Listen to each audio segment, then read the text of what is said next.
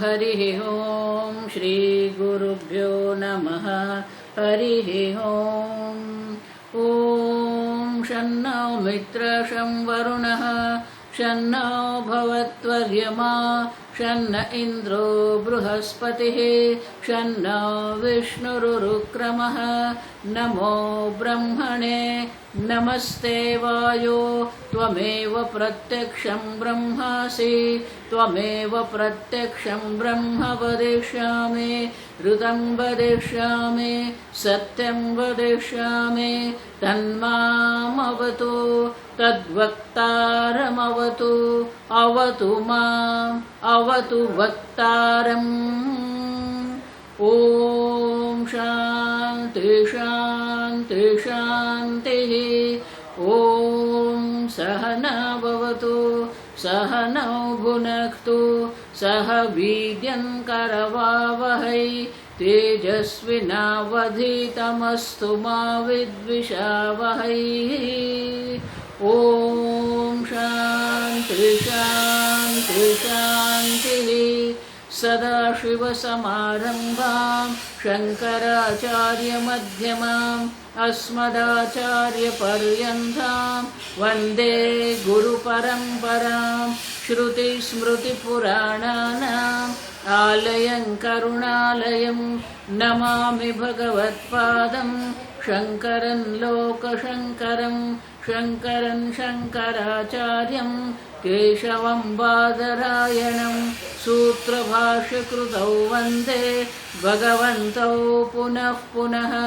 ईश्वरो गुरुरात्मेति मूर्तिभेदविभागिने व्योमवद्व्याप्तदेहाय दक्षिणामूर्तये नमः।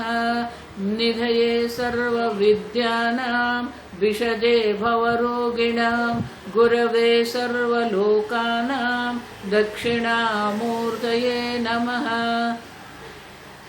ओम नमः प्रणवार्थाय शुद्धज्ञानैकमूर्तये निर्मलाय प्रशान्ताय दक्षिणामूर्तये नमः। ओम नमः श्री शंकरानंद गुरुपादाम्बुजन्मने सविलास महामोह ग्राह ग्रासैककर्मणे।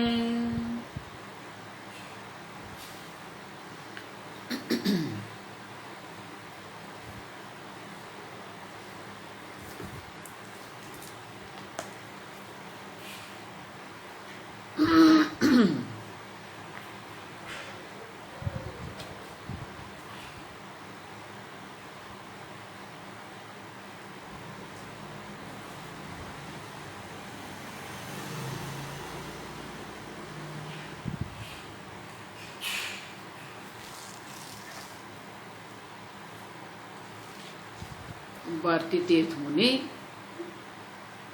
हमें बोध दे रहे हैं कि जिस प्रकार से बाहर दो प्रकार से है उसी प्रकार से द्विगुण चैतन्यम एक चिदाभास है और एक कूटस्थ चैतन्य है। और इसीलिए ईसद्भासनम आभासः प्रतिबिंबस्तथा विदः बिंब लक्षण हीन स्तन बिंबवत भासते सही। जब वो परावर्तित होता है ईसन भास तो उसका आभास होता है। लेकिन बुद्धि स्वच्छ है और स्वच्छ बुद्धि में प्रतिबिंब पड़ रहा है तो चैतन्य का जो प्रतिबिंब है और प्रतिबिंब के कारण ही अब वो प्रतिबिंब है। और प्रतिबिंब जिस प्रकार से दर्पण में सूर्य दिखता है अगर किसी ने सूर्य नहीं देखा है तो दर्पण का जो सूर्य है उसी को सूर्य मान लेगा वो। उसी प्रकार से ये जो देहादि है यहाँ वो चैतन्य प्रतिबिंबित हो रहा है और उसी को वो अहम मान के चल रहा है। ससंगत्व कल देखा हमने विकाराभ्याम बिंब लक्षण हीनता। ये चिदाभास जो है चिदाभास में बिंब लक्षण जो चैतन्य कूटस्थ चैतन्य जो बिंब है सूर्य गगन में जो सूर्य है वो बिंब है और दर्पण में जो सूर्य है वो प्रतिबिंब है। उसी प्रकार से कूटस्थ चैतन्य बिंब है और चिदाभास जो है वो प्रतिबिंब है। लेकिन वो जो प्रतिबिंब है वो क्या है? बिंब लक्षण हीनता। आप देखिए उनमें बिंब के लक्षण नहीं है। बिंब जो है कूटस्थ चैतन्य जो है वो असंग है और ये जो चैतन्य चिदाभास जो है वो ससंग है, विकारी है। स्फुरित रूपत्वमेतस्य बिंबवद भासनम विदुः। स्फुरितवत प्रकाशमान है, वो भी अन्य पदार्थ को प्रकाशित कर रहा है और इसीलिए वो प्रकाशमान होने के कारण बिंब मान लेते हैं उनको। बिंबवद भासनम विदुः, बिंब के समान वो भी प्रकाशित होते। जिस प्रकार से दर्पण में से प्रकाश निकल के दीवार को प्रकाशित करता है, तो जो दर्पण जो जड़ है, पर प्रकाश है, वो स्वप्रकाश दिखता है। उसी प्रकार से ये जो चिदाभास है चैतन्य के प्रतिबिंब के कारण वो बिंब के समान प्रकाशमान दिख रहा है। आप समझो, नहीं धी भाव भावित्वाद आभास अस्ति धीयः पृथक। अब देखो धी भाव भावित्वाद, अब देखो बुद्धि, धी भाव माने बुद्धि का अस्तित्व, भाव माने अस्तित्व। बुद्धि के अस्तित्व के कारण क्या होता है? आभास अस्तित्व। आभास जो आप दिख रहे हैं, चिदाभास जो आपको दिख रहा है, किसके कारण है? दिभाव भावित्वात्, बुद्धि के अस्तित्व के कारण जिसका अस्तित्व है। आप देखो न धीयः पृथक, वो बुद्धि से पृथक नहीं है। इति चेद अल्पमेव मुक्तम धीहि अप्येव स्वदेहतः। आप अगर आप ऐसे कहते हैं तो चिदाभास जो स्वयं है,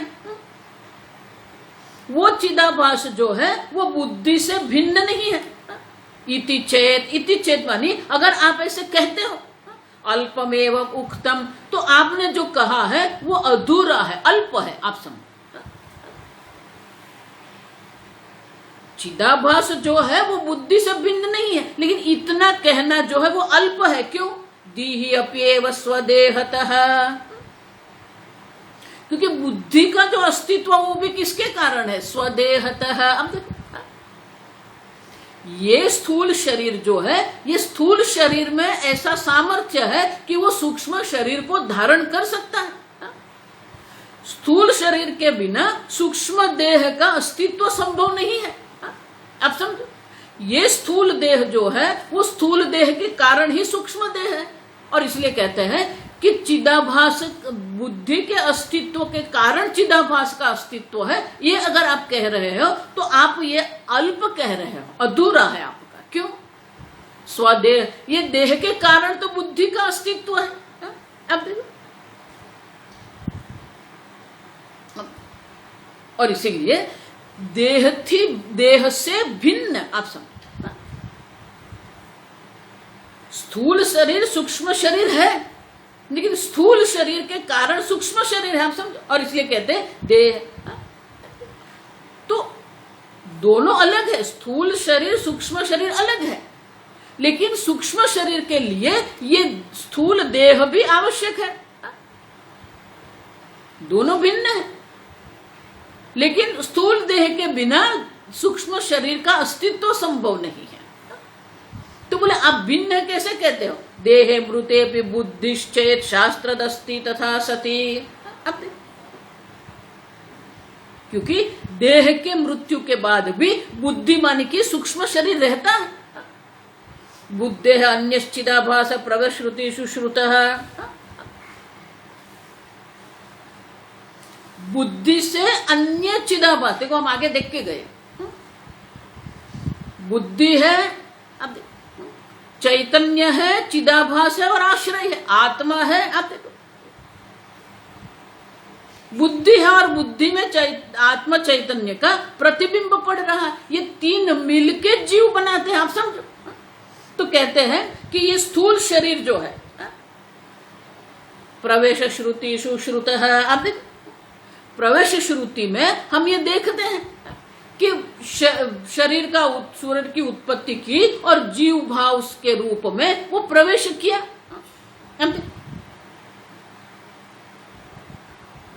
तो जो प्रवेश जो है धीयुक्त से प्रवेशश्चेत् ये ऐतर्ये धियः पृथक आत्मा प्रवेशम संकल्प्य प्रविष्ट इति गीयते। देखो ये तीन साथ चल रहे हैं, आप समझना ठीक से। स्थूल शरीर है, सूक्ष्म शरीर है, और सूक्ष्म शरीर में जो चिदाभास है जिसमें आत्मा ने अहम बुद्धि करके रखी वो जीव भाव है। तो बोले कि ये प्रवेश श्रुति जो है ऐतरेय उपनिषद में क्या कहते हैं, धीयुक्त से प्रवेशश्चेत्। अगर आप कहते हो कि धीयुक्त बुद्धि से युक्त जो है वो आत्मा जो है वो प्रवेश कर रहा है, ऐसा अगर आप कहते हो, आत्मा प्रवेशम संकल्प प्रविष्ट है, लेकिन वहां तो प्रवेश किसका है, तदैक्षत तत्सृष्ट्वा तदेवानुप्राविशत। अब देखो उपनिषद में जो प्रवेश दर्शाया है वो आत्मा का प्रवेश है। अब देखो कि उत्पत्ति करके वहां उनका प्रवेश हुआ। अब देखो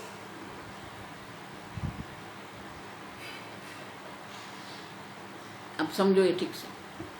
घट जो है में घटाकाश है, तो घड़े की उत्पत्ति के बाद आकाश ने प्रवेश किया। अब देखो, और वो घटाकाश जो है वो अब देह में अहम बुद्धि करके कह रहा है मैं घटाकाश हूं। तो बोले प्रवेश जिसका है वो आत्मा ने प्रवेश किया। आप जो है आपने कह दिया मैं ये शरीर में रहता हूं, बुद्धि नहीं कहती कि मैं ये शरीर में रहता हूं। अब देखो जो जीव बन के बैठा है आत्मा, जो जीवात्मा जो है वो जीवात्मा का प्रवेश है। अब देखो, और इसलिए कहते हैं कथम नो इदम साक्षात देहम मृत मद्रुते स्यादिति इति ऋणात्। अब देखो तो इंद्रियों और शरीर सहित जो जड़ समूह जो है ना, उपाधि जिसको हम कहते हैं, आत्मा के बिना इनका कोई व्यवहार नहीं है। तो प्रवेश जो है वो बुद्धि का प्रवेश नहीं है, चैतन्य का प्रवेश है ना, आत्मा चैतन्य का प्रवेश है। आप समझ, और वो चैतन्य आत्मा जो है प्रवेश करके कहता मैं देह हूं। आप देखो विदार्य मूर्ध सीमानम प्रविष्ट संसरति इति अयम्। अब देखो वो शरीर में प्रवेश करके, स्थूल सूक्ष्म शरीर में प्रवेश करके कह रहा है कि मैं जीव हूं। अब प्रविष्ट है संसरति अयम्, ये आत्मा ही क्या करता है, संसरति, जीव भाव रूप से ये संसार में जन्म मृत्यु के चक्कर में वो घूमता रहता है। अब देखो बुद्धि नहीं घूमती है। अब समझो कथम प्रविष्ट संगश्चेत वृष्टिर्वास्य कथम वद। तो बोले कि ये कैसे हो गया, आपने तो कहा कि कूटस्थ चैतन्य असंग है, निर्विकारी है। तो जो निर्विकारी है, असंग है, उनका प्रवेश कैसे हो गया। दूसरा ये जो जगत आपके सृष्टिवास्य कथम वद, जो निर्विकारी है, आप समझ रहे हो, कूटस्थ चैतन्य असंग है तो उनका प्रवेश कैसे होगा, और कूटस्थ चैतन्य अगर निर्विकारी है तो फिर ये सृष्टि कैसे उत्पन्न होती है। कारण में विकार नहीं होता है तब तक कार्य की उत्पत्ति नहीं होती है। अब देखो कारण विकारी होता है और कार्य विनाशी होता है। और अगर चैतन्य असंग है तो वो प्रवेश कैसे करेंगे, अहम बुद्धि कैसे करेंगे। तो हमने आगे कह ही दिया मायिकत्वम तयोस्तुल्यम विनाशश्च समस्तयोः। अब देखो जीव भाव से ये शरीर में प्रवेश करना या ये संपूर्ण जगत की उत्पत्ति जो करना है सब क्या है, मायिकत्व। देह भाव में प्रवेश कर, देह में प्रवेश करके देह भाव प्राप्त करना, जीव भाव प्राप्त करना, ये भी मायिक है। और ये जगत की उत्पत्ति जो की गई है वो भी मायिक है। दोनों समान है, आप समझो। और ये जो सब है माया के द्वारा ही सब उत्पन्न हुआ है। और इसीलिए विनाशश्च समस्तयोः, तो उत्पत्ति भी उनके कारण है और विनाश भी माया है। उत्पत्ति भी माया है और विनाश भी जो है वो भी मायिक ही है। समुत्थायेष भूतेभ्यः तानि एव अनुविनश्यति, कहते हैं कि ये विनाशी जगत है। याज्ञवल्क्य मुनि ये अन्य उपनिषद में कहते हैं कि ये आत्मा जो है अविनाशी है। शरीर और इंद्रिय रूपी जो जीव भाव जो है, जीव भाव प्राप्त करके ये शरीर जो है, लेकिन ये शरीर का नाश हो जाता है, वो जीव भाव का नाश नहीं होता है।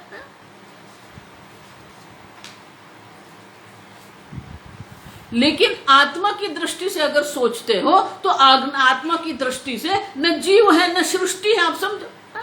और इसलिए कहते हैं विपष्टमिति मैत्रेयी याज्ञवल्क्य बृहदारण्यक उपनिषद में कहते हैं ये सब की समुत्थाय सम्यक रूप से उनकी उत्पत्ति करके उनमें प्रवेश किया, ये जो प्रवेश श्रुति जो है, लेकिन उनका विनाश भी हो जाता है। लेकिन आत्मा जो है उनका विनाश नहीं है, आत्मा तो अविनाशी है, आप समझो। अविनाश्यम आत्मा इति कूटस्थ प्रविवेचितः मात्रा संसर्ग इत्येवं असंगत्वस्य कीर्तनात्। लेकिन जो आत्मा चैतन्य, जो कूटस्थ चैतन्य जो है वो तो असंग अविनाशी है।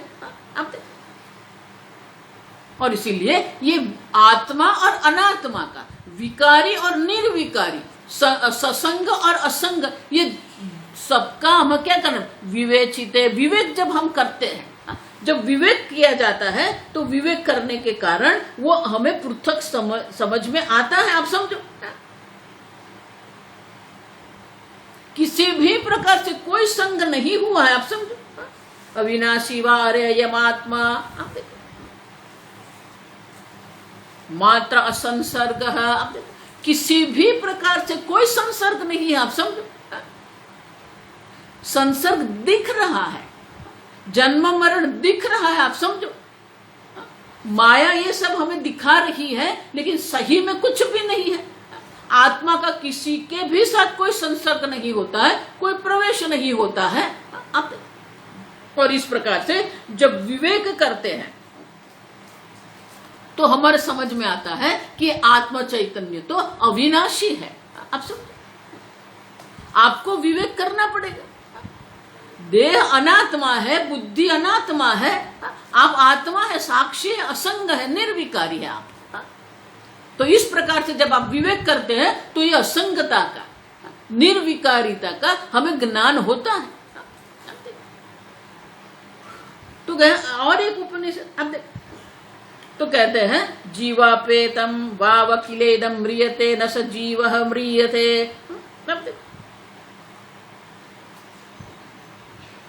जीव अपेतम, जीव रहित जो है, कील शरीरम, ये शरीर जब जीव रहित हो जाता है तो ये शरीर का नाश हो जाता है, लेकिन जीव का नाश नहीं है। अब देखो, तो ये जो बात हमें दर्शाते हैं कि जीव का नाश नहीं होता है, ये देह का नाश होता है, वो किसके लिए दर्शाते हैं, लोकांतरे प्रति। अब देखो, जो जीव का लोकांतर, अन्य लोक में जो उनकी गति होती है, जन्म मृत्यु जो उनका होता है, उनके लिए ये जीव और देह का अन्यत्व दर्शाते हैं। तो जीव विनाशी नहीं है, और वो अविनाशी जो जीव जो है वो अन्य देह में, अन्य लोक में गति करता रहता है। लेकिन वो जीव जो है वो भ्रांति युक्त है, उन्हें अपने अल्पता मान ली है, अपने को जन्म मरण वाला मान लिया है, आप समझो। देखो, कर्म कांड में भी वो देह से भिन्न आत्मा को मानते हैं। जो कर्म कांडी है, अन्य जो धर्म संप्रदाय जो है, वो भी कहते हैं ना कि ये शरीर छूट जाता है और जीव गति करता है। आप देखो, तो वो भी देह से व्यतिरिक्त आत्मा को मानते हैं। लेकिन वो जो देह से व्यतिरिक्त जो आत्मा को मानने वाले हैं, वो देह से व्यतिरिक्त आत्मा को कर्ता भोक्ता मानते हैं, और इसलिए वो सोचते हैं कि ये कर्म किया है, ये कर्म फल के कारण ये लोक की प्राप्ति हुई। अब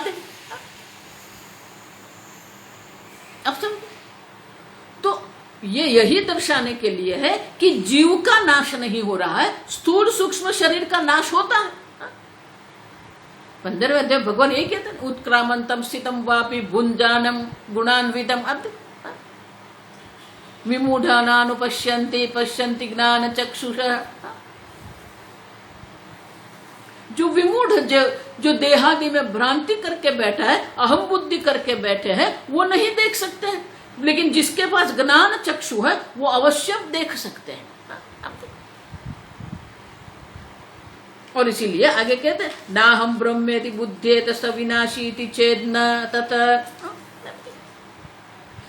जीव जो है, जो अज्ञानी है, जो जीव है, वो अपने को अल्प मान रहे हैं। ना हम, मैं ब्रह्म नहीं हूं, मैं पूर्ण नहीं हूं, मैं अपूर्ण हूं, मैं अल्प हूं। अब देखो, ऐसा मानने पर भी सविनाशी चेत न। अब देखो, अगर आप ऐसा कहेंगे, देखो बहुत सुंदर है, अगर जीव जो है सही में विनाशी बन गया,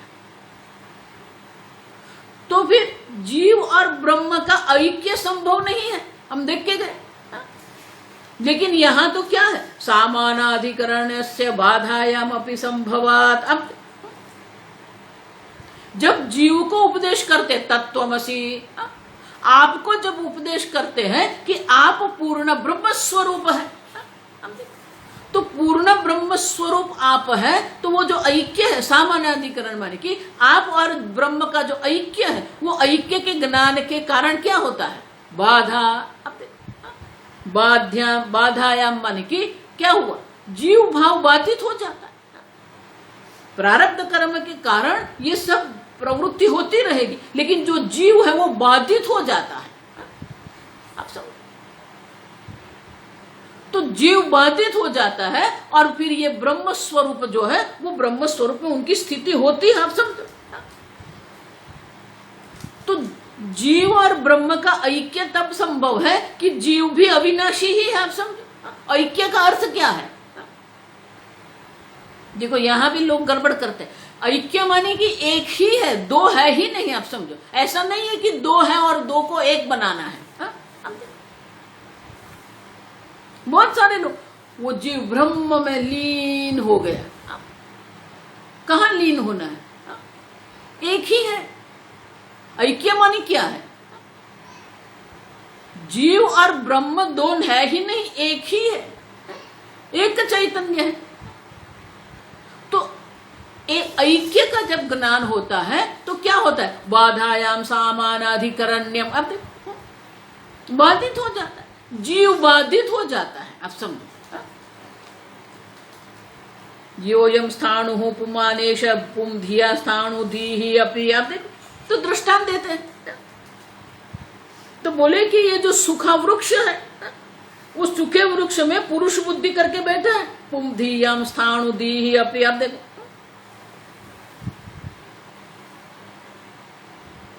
तो स्थाणु पुमानेश है। अब देखो, तो स्थाणु, ये स्तंभ जो है, ये सूखा वृक्ष जो है, वृक्ष का जो तना है स्तंभ समान, वो वहां पर पुरुष बुद्धि होती है।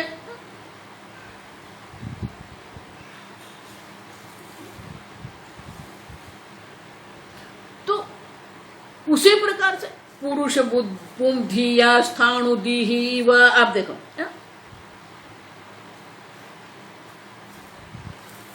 पुरुष बुद्धि से स्थाणु की निवृत्ति होती है, स्थाणु बुद्धि से पुरुष की निवृत्ति होती है। आप समझो ये ठीक से, दोनों है। तो जो जिसको पुरुष मान के हम चल रहे थे, वो क्या निकला, स्थाणु निकला। तो पुरुष बुद्धि जो थी उनकी निवृत्ति हो गई।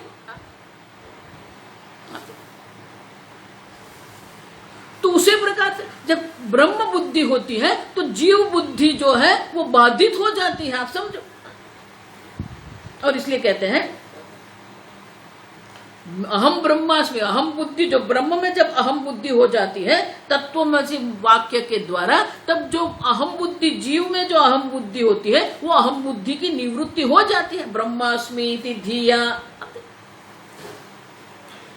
तो बोले कि अनेक आचार्य भी यही कह रहे हैं, नैष्कर्म्य सिद्धौ अपि एवं आचार्य स्पष्टमिलितम। नैष्कर्म्य सिद्धि में भी सुरेश्वराचार्य जी यही कहते हैं, सामानाधिकरण्यस्य बाधार्थत्वमतः अस्तु तत्। तत्वमसि जब हम कहते हैं तो सामान्य अधिकरण क्या है हम देख के गए विस्तार से। अन्य भाषा में ये नहीं है, लेकिन संस्कृत भाषा की ये विशेषता है। जब हिंदी में हम कहते हैं बड़ा नील रंग का कमल, नील कमल, आप देखो तो अगर कमल के साथ कोई विभक्ति लगती है, कमल का, आप देखो तो विभक्ति कमल में लगेगी, लेकिन उनके जो विशेषण है बड़ा नील, उसमें वो नील का, बड़ा का, ऐसे का विभक्ति वहां नहीं लगेगी। लेकिन संस्कृत भाषा की विशेषता यह है कि विशेष्य में जो विभक्ति होती है वो विभक्ति विशेषण में भी लगती है। कमलस्य, ये छठी विभक्ति है। तो नीलस्य महतः कमलस्य, तो तीनों की विभक्ति समान है, उसको सामान्य अधिकरण कहते हैं। उसी प्रकार से तत्त्वम असि, तत् जगत कारणम ब्रह्म त्वम असि, तो तत् और त्वम में समान अधिकरण है। तो वो सामान्य अधिकरण जो सामान्य अधिकरण जो है, तो वो समान अधिकरण जो बताया है वो किसके लिए है? बोले कि जीव और ब्रह्म का ऐक्य भी वहां पर है और जीव भाव का बाध के लिए भी, बाधार्थत्वात्, क्योंकि जीव भाव बाधित हो जाता है। और इसलिए कहते हैं नैष्कर्म्य सिद्धि में भी दर्शाया है कि ये महावाक्य में जो समानाधिकरण जो होता है वो सामानाधिकरण जो है वो जीव भाव के बाधित करने के लिए है। सर्वं ब्रह्मेति जगता सामानाधिकरण्यवत् अहम ब्रह्मेति जीवेन सामानाधिकृतिर्भवेत्। अब सर्वं ब्रह्मेति जब हम कहते हैं तो ये जगत बाधित हो जाता है। उसी प्रकार से जीव अहम ब्रह्मेति जीवेन, जब जीव जो है, आप जब जीव भाव में अभी बैठे हैं, आप जब समझ लेंगे मैं पूर्ण ब्रह्म स्वरूप हूं, तो आपका जो जीव भाव है वो बाधित हो जाएगा। जिस प्रकार से ये जगत को आप देख रहे हैं, लेकिन ये जगत ईश्वर मात्र है, परमात्मा मात्र है, तब ये जगत बाधित हो जाता है। उसी प्रकार से ये जीव भाव में आप बैठे हैं, जब आप समझ लेंगे कि मैं पूर्ण ब्रह्म स्वरूप, हम ब्रह्मेति, आप देखो आपका अहम जब ब्रह्म में चला जाता है तो ये जीव में जो अहंता है वो बाधित हो जाती है। सामान्य अधिकरण से बाधार्थत्व निराकृतम। अब देखो इस प्रकार से सामान्य अधिकरण जो है प्रयत्नतः विवरणे कूटस्थत्व विवक्षया, अब देखो, और इस प्रकार से बाधार्थ, तो बाध सामान्य अधिकरण जो है उनका निराकरण भी हमें करना है, आप समझो। तो बोले कि विवरण ग्रंथ जो है उसमें सामान्य अधिकरण से बाधार्थत्व निराकृतम प्रयत्नतः विवरणे, तो बोले कि ये अहम ब्रह्मास्मि, आप देखो तो वहां सामान्य अधिकरण जो है, वहां ये जो बाध सामान्य अधिकरण है उनका निराकरण किया है। क्यों? क्योंकि दोनों का बाध नहीं है, जीवत्व का बाध है, और इसलिए वो ऐक्य सामान्य अधिकरण भी है। जीव और ब्रह्म में जो सामान्य अधिकरण है वो क्या है?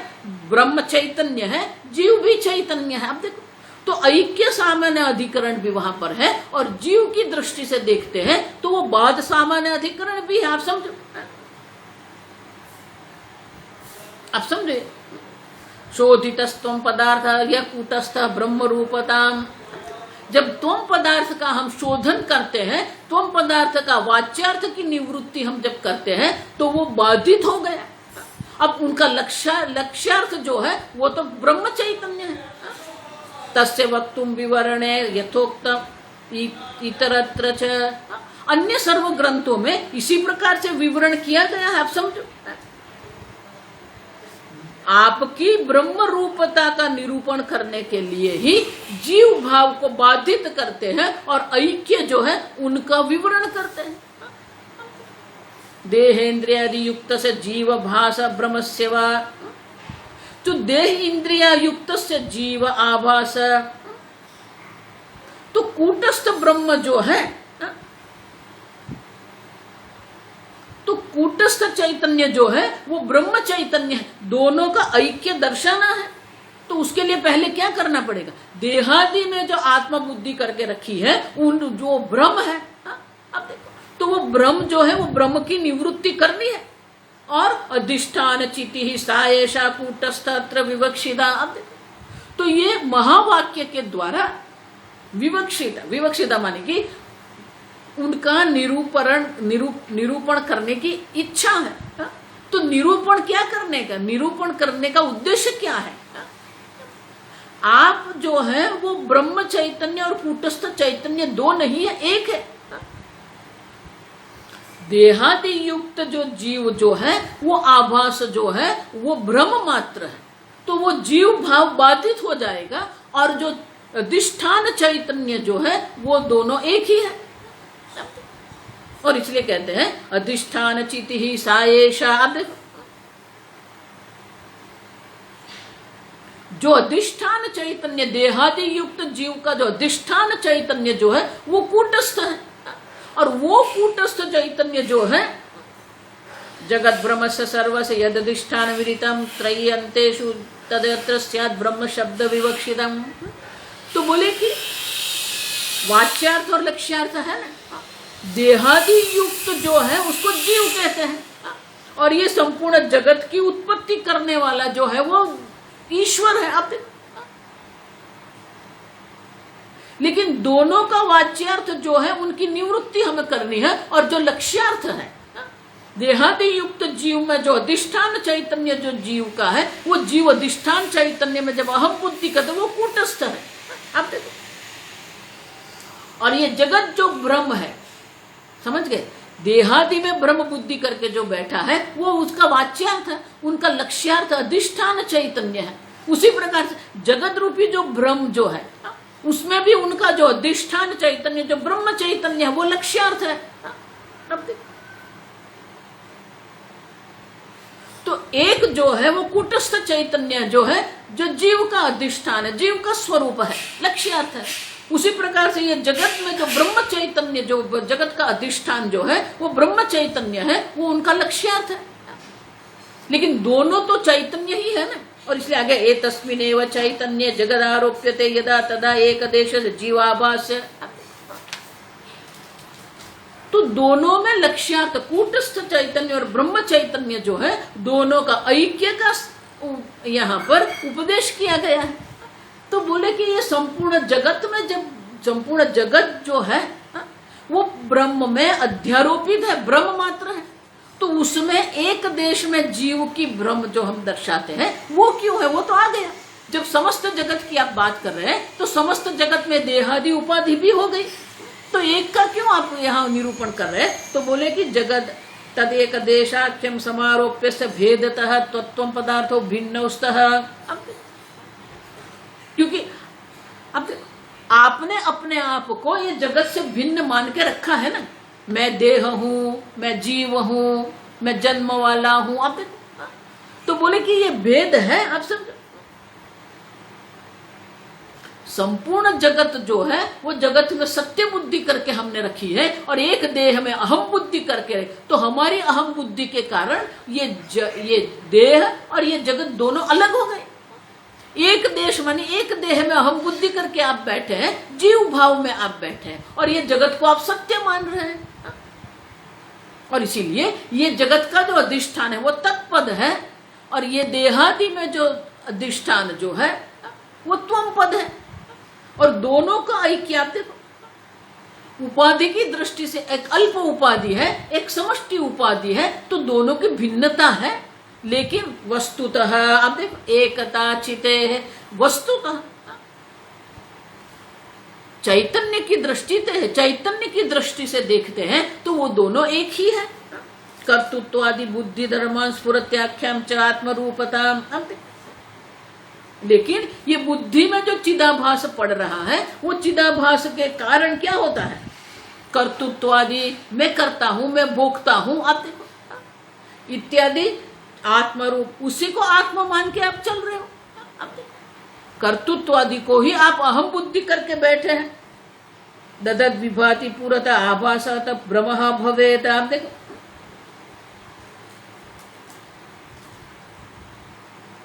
लेकिन ये जो आभास जो है, वो आभास को ही आपने अहम करके रख दिया है, कर्तृत्वादि बुद्धि करके रखी है।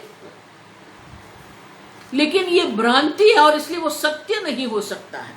का बुद्धि को अयम भास को वात्र आत्मा कथम जगत। अब देखो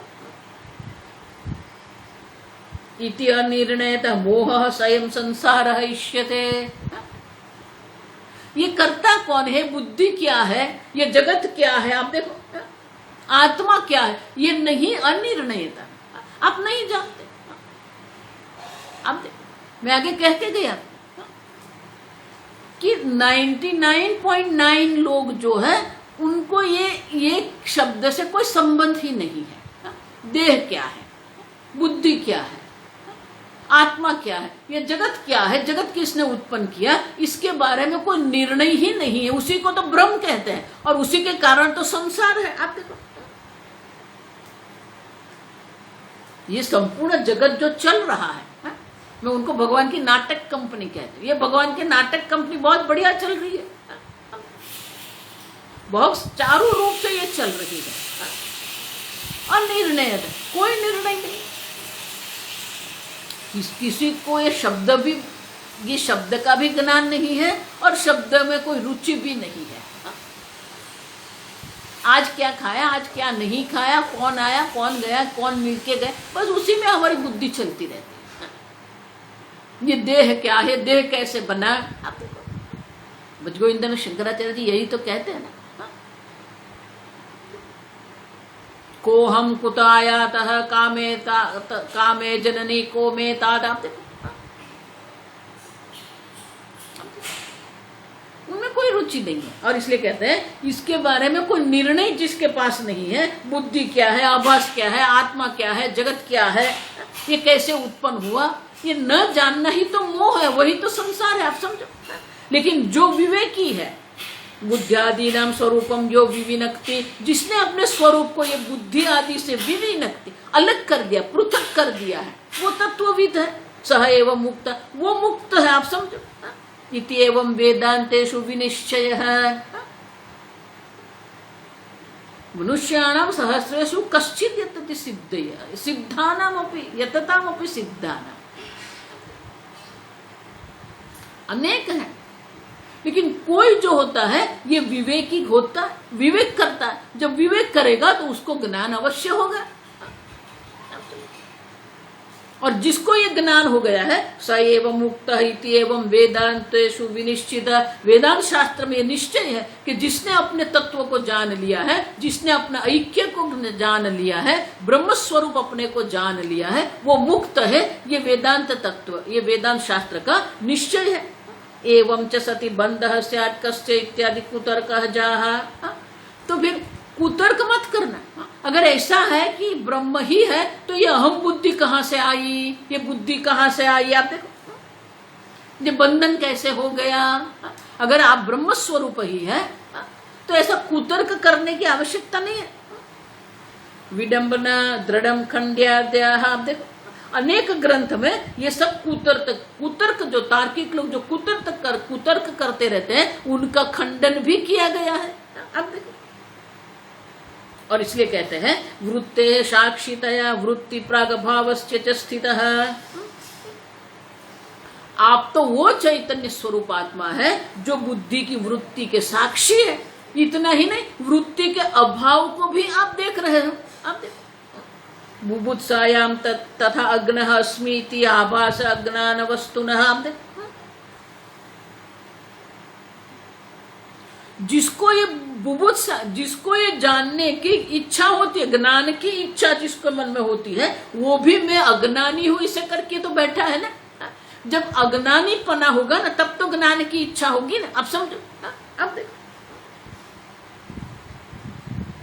तो जो संसारी है वो तो भ्रांत है ही, लेकिन जिसको ज्ञान की इच्छा है वो भी अपने आप को अज्ञानी जान रहा है। अज्ञानम अस्मि, अब देखो, अज्ञः अस्मि इति।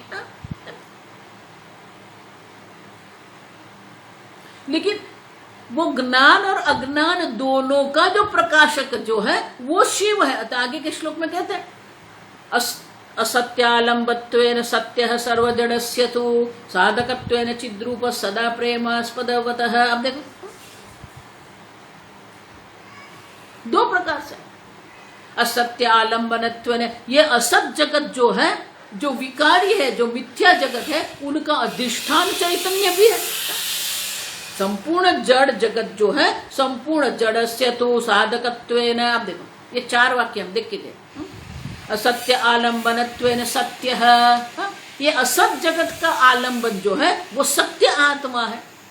सर्व जड़स्य तो साधकत्वेन चिद्रूपः, संपूर्ण जड़ जगत को प्रकाशित करने वाला जो है वो चैतन्य स्वरूप आत्मा आप है। सदा प्रेमास्पदत्वतः, अब देखो, संपूर्ण जगत में जो सर्व प्रेमास्पद जो है, परानंद स्वरूप जो है वो आप है। सदा प्रेमास्पदत्वतः आनंद रूपः, संपूर्ण जगत का अधिष्ठान जो है वो आप सत्य आत्मा है। संपूर्ण जड़ पदार्थों का प्रकाशक चित चैतन्य स्वरूप आत्मा आप है। और संपूर्ण जगत में सर्वत्र सर्व प्रेमास्पद जो आनंद रूप जो है वो आप है। सर्वार्थ साधकत्वेन हेतुना सर्व संबद्धत्वेन संपूर्ण शिव संज्ञितः। अब देखो, आप सत्य आत्मा है, आप चैतन्य आत्मा है, आप आनंद आत्मा है। इतना ही नहीं, ये सर्व के साथ संबंध आपका है, क्योंकि ये सर्व का अधिष्ठान रूप आप है। और इसलिए आप कौन है? संपूर्ण पूर्ण स्वरूप है। कोई अपूर्णता आप में नहीं। आप सत्य, सत्य, चित, आनंद स्वरूप, पूर्ण ब्रह्म स्वरूप आप है। इस प्रकार से सूत संहिता में दर्शाया है। इति शैव पुराणेषु कूटस्थः प्रविवेचितः। इस प्रकार से पुराण में भी ऐक्य की ही बात हुई है। जीवेशत्वादि रहितः केवल स्वब्रह्म स्वप्रभः शिवः। जीव और ईश रहित संपूर्ण पूर्ण चैतन्य स्वरूप शिव आप है। मायाभासेन जीवेश करोति इति श्रुतत्वतः, और श्रुति द्वारा ये निरूपण हुआ है कि माया के कारण ये जीव और ईश्वर ये दो है। मायी कवेव जीवेश स्वच्छौ काच कुंभवत।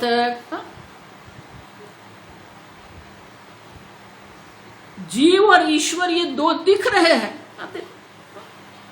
क्योंकि ये अंतःकरण स्वच्छ है। स्वच्छ अंतःकरण में ये दो उपाधि हमें दिख रही है, एक जीव उपाधि, एक ईश्वर उपाधि है, मायिक है। लेकिन अन्नजन्यम मनोदेह स्वच्छम तद्वत् तथैव तौ मायिक विवाह। ये अन्नजन्य जो देह है, मन है, हम देखे थे अन्नमशितम त्रिधा भवति। जो अन्न हम ग्रहण करते हैं उनके 3 भाग हो जाते हैं। यह स्थविष्टः पुरुषम भवति, जो स्थूल जो है वो पुरुष रूप मल मूत्र के रूप में निकल जाता है। जो मध्यम भाग जो है रक्तम मांसम भवति, ये जो सप्त धातु शरीर वो भागते हैं।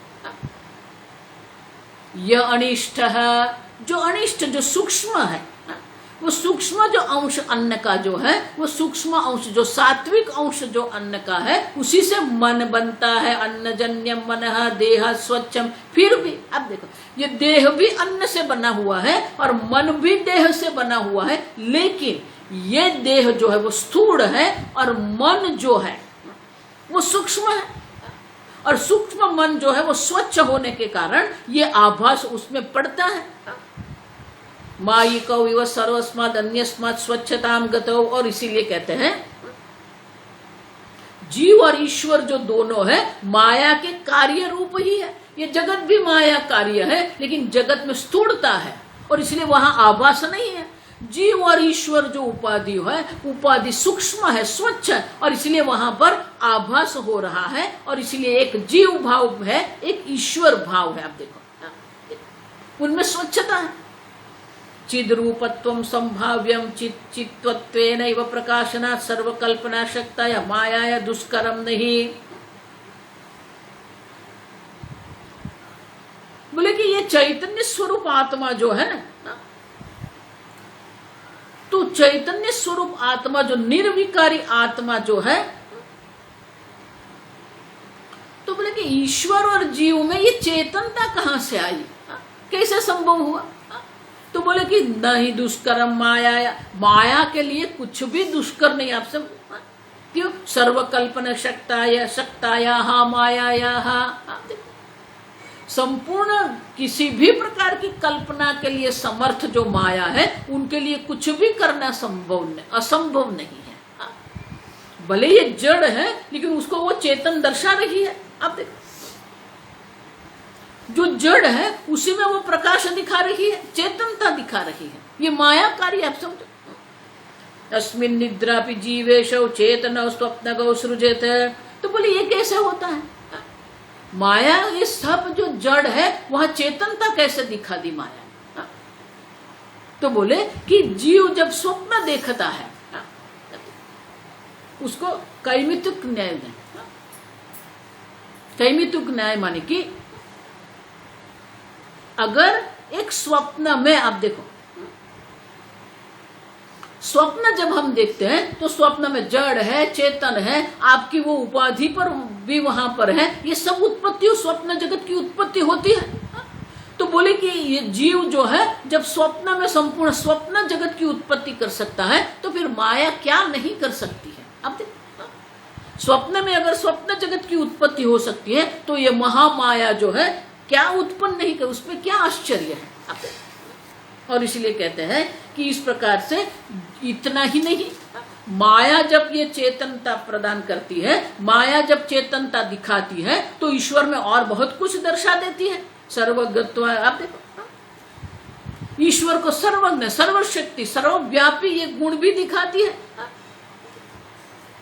धर्मीणम कल्पयेत्। क्यों? क्योंकि अगर ईश्वर रूपी धर्मी की जब कल्पना हो गई है, तो उसमें धर्मी, उनके धर्म की, सर्वज्ञत्व आदि धर्म की, गुण धर्म की भी कल्पना करे, उसमें दुष्कर क्या है माया के लिए? अब देखो कोबार धर्म कल्पना कूटस्थ अपि अतिशंका से आदिति चेन मात्र अतिशंका।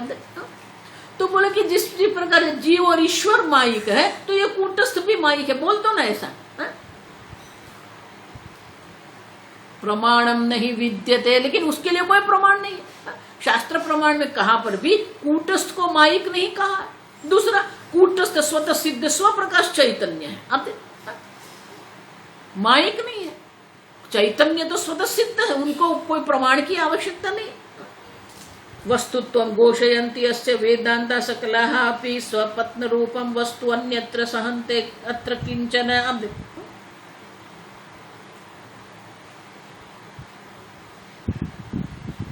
संपूर्ण वेदांत शास्त्र में जो कूटस्थ चैतन्य की जो चर्चा हुई है,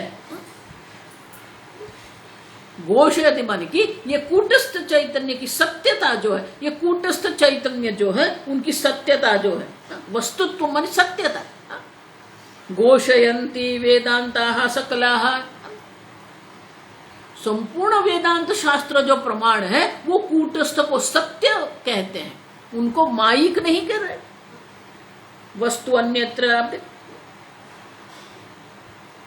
जो परमार्थ वस्तु है, जो सत्य जो है, उससे जो भिन्न जड़ वस्तु है, उनको उपनिषद कभी भी सहन नहीं करते। आप देखो माने कि चैतन्य से अन्य जितनी भी वस्तु है सब जड़ है। आप समझो, आपसे भिन्न जो कुछ भी है वो जड़ है, आप चैतन्य स्वरूप है। अब वो कूटस्थ चैतन्य जो है, आपसे भिन्न कुछ है ही नहीं। अगर जो कुछ भी है वो जड़ मात्र है, आप समझो, भ्रांति मात्र है। श्रुत्यर्थम विशदीकुर्मः न तर्काद्वच्मि किंचन। कहते हैं हम कोई तर्क वितर्क यहाँ नहीं कर रहे हैं, श्रुति के अर्थ को ही हम स्पष्ट कर रहे हैं, हमें कोई तर्क देने की आवश्यकता नहीं है, हम तर्क नहीं कर रहे हैं। तेन तार्किक शंकाम अत्र को अवसर, अब देखो हम जो कह रहे हैं न तर्कादवचमी, तर्क से ये सब हम नहीं आपको कह रहे हैं, श्रुति का अर्थ आपको कह रहे हैं, क्योंकि श्रुति प्रमाण है, आप समझो। और इसीलिए जब हम तर्क से कब बात ही नहीं कर रहे हैं, हम श्रुति की बात कर रहे हैं, तो तर्क को यहाँ क्या अवसर मिलेगा? तार्किक लोगों को यहाँ कोई अवसर है ही नहीं। तस्मात् कुतर्कम संत्यज्य, इसीलिए किसी भी प्रकार से कुतर्क करने की आवश्यकता नहीं है। जो मुमुक्षु जो है, जिसको मोक्ष की इच्छा है, उसे श्रुति को आश्रित होना है। श्रुतौ तु माया जीवेश करोति इति प्रदर्शितम्। अब देखो, और श्रुति में हमें दर्शाया है कि जीव और ईश्वर जो है वो मायिक है, लेकिन जो कूटस्थ चैतन्य है वो तत्व है जो आप है। तर्क वितर्क में मत पड़ना, श्रुति क्या कहती है महत्व का है हमारे।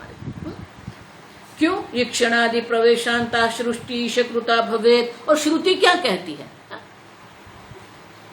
तदैक्षत तत्श्रुत्वा तदेवानुप्राविश, ये जो श्रुति कह रही है कि ईक्षण किया, फिर सर्जन किया, फिर प्रवेश किया, अब देखो ये ईश्वर है। तो ईश्वर का निरूपण श्रुति माता इस प्रकार से कर रही है। और जागृदादि विमोक्षांतः संसार जीव कर्तृकः, जागृत आदि अवस्था में अहम बुद्धि करके जो बैठा है, देहादि में जो अहम बुद्धि करके जो बैठा है, वो जीव जो है, वो जीव के द्वारा ये संसार की उत्पत्ति हुई है। अब देखो, लेकिन असंग है वो कूट सर्वदा नस्य कश्चन भवति, लेकिन श्रुति माता कहती है कि ईश्वर कृत जो जगत है वो मिथ्या है, और जीव कृत जो जगत है वो भी मिथ्या है, संसार भी मिथ्या है। आप समझ, और जो बाकी रहेगा वो क्या है? असंग एव कूट सर्वदा नास्ति कश्चन, एक अद्वितीय कूटस्थ चैतन्य मात्र है, उनका कुछ है ही नहीं, नास्ति कश्चन। भवति अतिशयस्तेन मनस्येव विचार्यताम्, इस प्रकार से हमें मन में विचार करना है कि आप जो है कूटस्थ चैतन्य, तो आपको विचार करना पड़ेगा, मैं कूटस्थ चैतन्य हूँ, असंग चैतन्य हूँ, मेरा कुछ है ही नहीं। आप देखो, अब समझ, जगत की दृष्टि से हम कह रहे हैं कि देह है, संसार है, घर है, संपत्ति है, लेकिन चैतन्य की दृष्टि से अगर देखो, इसलिए भगवान कहते हैं 9वें अध्याय में मत्स्थानि सर्वभूतानि, फिर क्या कहते हैं? न च मत्स्थानि, मुझ में कुछ है ही नहीं। आप देखो, क्यों? न निरोध न उत्पत्ति न बद्ध न साधक न मुमुक्षुर न वै मुक्त एतेषा परमार्थता। परमार्थता क्या है? रियलिटी क्या है? तत्व क्या है? न निरोध, न नाश है, न उत्पत्ति है, न बद्ध है, न साधक है, आप देखो, न मुमुक्षु है, न मुक्त है, कुछ है नहीं, एक अद्वितीय चैतन्य मात्र है।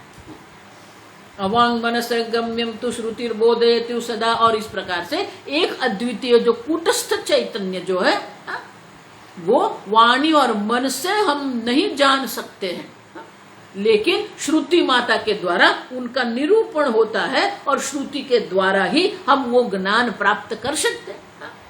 बोधयितुं श्रुति ही सदा जीव ईशम जगद्वापि समाश्रित्य प्रबोधयेत्, वो एक अद्वितीय कूटस्थ चैतन्य के ज्ञान का बोधयितुं, ज्ञान कराने के लिए श्रुति माता इस प्रकार से हमें कहती है कि जीव जो है, ईश्वर जो है, जगत जो है, उनको आश्रित होकर ये सब मिथ्या है, ये हमें ज्ञान कराती है श्रुति माता। अब देखो, या लेकिन ये बहुत सारी प्रक्रिया है, कौन सी प्रक्रिया श्रेष्ठ है? तो बोले ये जिस प्रक्रिया के द्वारा आपको ये व्युत्पत्ति ही, आपको ज्ञान होता है, वो प्रत्येक आत्मा का ब्रह्म से ऐक्य का जो ज्ञान आपको जिस प्रक्रिया से होता है, वो प्रक्रिया आपके लिए श्रेष्ठ है। तो नैष्कर्म्य सिद्धि में सुरेश्वराचार्य जी कहते हैं कि एक प्रक्रिया श्रेष्ठ है, दूसरी प्रक्रिया श्रेष्ठ नहीं है, ऐसा नहीं है। जिस प्रक्रिया से आपको बोध होता है वो प्रक्रिया आपके लिए श्रेष्ठ है। और इसीलिए श्रुति तात्पर्य अखिलम बुद्ध अबुद्ध्वा भ्रामयते जड़, जो जड़ बुद्धि वाले हैं, जो चिंतन, जो विवेक करते नहीं है, वो जो है वो क्या करते हैं, ब्राह्म्य थे अबुद्ध्वा, श्रुति का तात्पर्य को न जान के ये संसार में वो भ्रमण करते रहते हैं। लेकिन जो विवेकी है, अखिलम बुद्ध्वा तिष्ठति आनंद वारिधो, जो विवेकी है वो ये विवेक करके तत्व विवेक के द्वारा अपने को एक अद्वितीय पूर्ण ब्रह्म स्वरूप जान के ये आनंद वारिधो, आनंद सागर में निमग्न रहते हैं। और जो ये नहीं जानते हैं, श्रुति तात्पर्य को जो नहीं जानते हैं, वो शोक सागर में निमग्न रहते हैं, और जो तत्वों को जान लेते हैं वो आनंद सागर में निमग्न रहते हैं। और इसीलिए ये जो तत्वज्ञानी है उनका निश्चय क्या है, माया में गो जगन्नीरम वर्षति एष यथा तथा। अब ये माया रूपी जो मेघ जो है, ये जगत रूपी नीर जल का जल की वर्षा करते रहते, लेकिन उसे चिदाकाश को क्या है, चिदाकाशस्य नौहानिर्नलाभैति स्थिति। कोटि कोटि ब्रह्मांड की उत्पत्ति होती रहे, कोटि कोटि जन्म होता रहे, कोटि कोटि नाश होता रहे, चिदाकाश जो है उनमें कोई हानि लाभ है ही नहीं। इमं कूटस्थ दीपम यह अनुसंधत्ते निरंतरम, इस प्रकार से ये जो कूटस्थ दीप प्रकरण जो है, जो उनका निरंतर अनुसंधान करता रहता है, वो स्वयं कूटस्थ रूप से तिष्ठ हो जाता है। दीप्यते असौ निरंतरम, कूटस्थ दीप की तरह जिस प्रकार से दीप प्रकाशित होता रहता है, उसी प्रकार से जो अपने को कूटस्थ चैतन्य स्वरूप जानता है, वो कूटस्थ दीप के समान प्रकाशमान होता रहता है। माने कि वो अपने स्वरूप में स्थित हो जाता है। मैं एक अद्वितीय पूर्ण ब्रह्म स्वरूप हूँ, ये स्थिति उनकी हो जाती है। वो अपने में ही स्थित हो जाता है और संपूर्ण जगत में वो कूटस्थ दीप माने कि कूटस्थ चैतन्य के रूप में प्रकाशित होता रहता है। ये रहा कूटस्थ दीप प्रकरण, जो 8वां प्रकरण। अब 9वां प्रकरण है ध्यान दीप प्रकरण। आप समझ, बहुत सुंदर ये प्रकरण है। तो कल से हम ये ध्यान दीप प्रकरण का आरंभ करेंगे।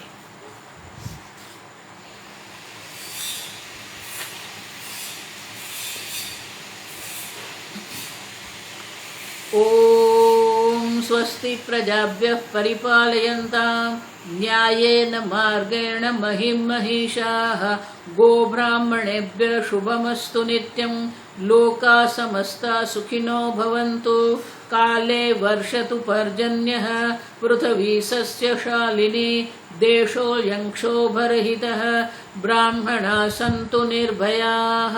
ओम सर्वेषां स्वस्तिर्भवतु, सर्वेषां शान्तिर्भवतु, सर्वेषां पूर्णं भवतु, सर्वेषां मङ्गलं भवतु, सर्वे भवन्तु सुखिनः, सर्वे सन्तु निरामयाः, सर्वे भद्राणि पश्यन्तु, मा कश्चित् दुःखभाग् भवेत्। असतो मा सद्गमय, तमसो मा ज्योतिर्गमय, मृत्योर्मा अमृतंगमय। ओम पूर्णमदः पूर्णमिदं पूर्णात् पूर्णमुदच्यते, पूर्णस्य पूर्णमादाय पूर्णमेवावशिष्यते। ओम शांति शांति शांति। हरिः ओम। श्री गुरुभ्यो नमः। हरिः ओम।